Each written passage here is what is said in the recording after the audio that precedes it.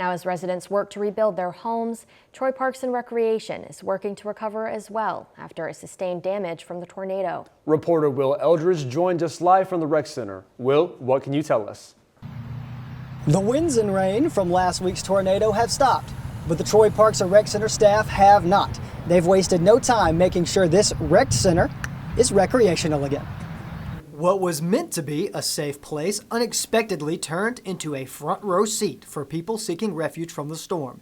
As the storm raged outside, rec center staff had to act quickly. I was here probably 15 minutes after it happened, really.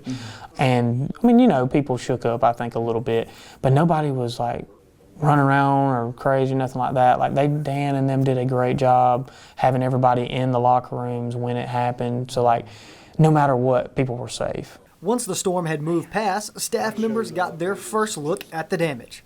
David, Dickey, myself, and Dalton went to the fields to kind of see exactly how bad everything was, what we could do to kind of lock everything off, rope it off, and that's when we noticed a lot of the light poles down, scoreboards, fence. It was it's pretty tragic as far as we're concerned because, you know, without our fields, you know, we're in trouble.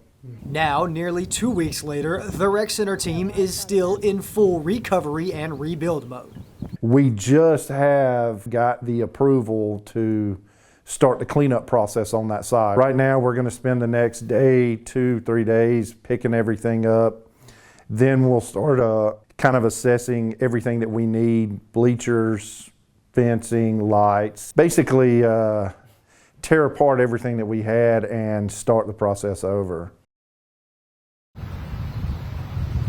Thanks to the staff, the multi-purpose rooms and Health and Services Center are open, but the center's 2 pools, gymnasium, and over half the sportsplex remains closed.